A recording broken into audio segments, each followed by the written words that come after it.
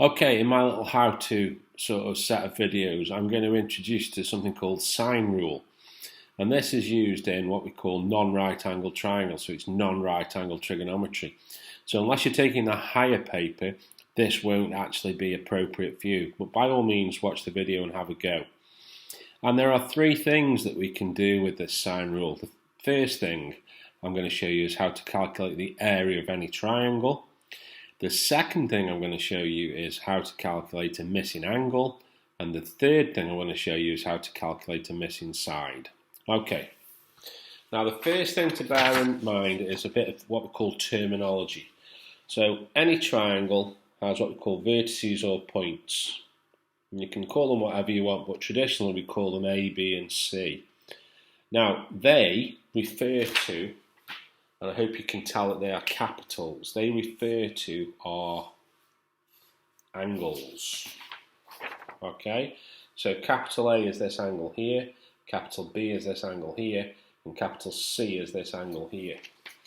Now, the relationships between the sides are that the opposites are the lowercase letters.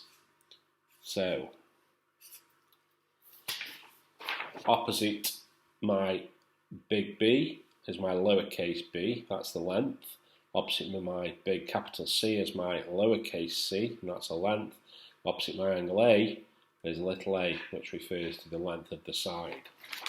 And the formula that we use for any area of a triangle is a half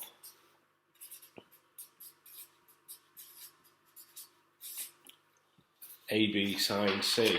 Now I like showing it as a multiplier, so it's a half times A times B times the sine of C, which is the large capital C because it's the angle. So if I redraw that triangle and put some values on,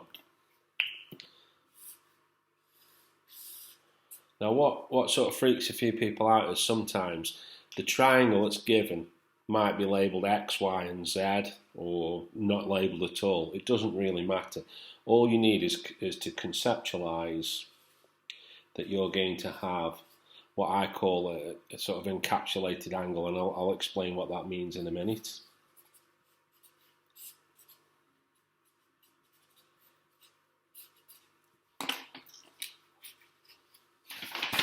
Okay, so on this particular triangle here, you can see straight away that I can't apply my half base times height, but I have what's called an encapsulated angle. So if you imagine this going this way, I've got the two sides and the angle.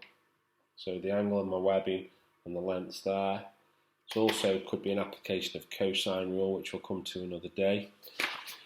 We're then going to just put our values in. So area equals a half times, and it doesn't matter which way round you do these, you got a half times 10 times 15 times the sine of 50. I'm going to get out my calculator. 0.5 times 10 times 15 times the sine of 50. So you're going to get it looking just like it looks on your page. And my answer, which I shall show to one decimal, 57.5. And remember your units, which are centimetres squared. Half AB sine C. Hope that helps.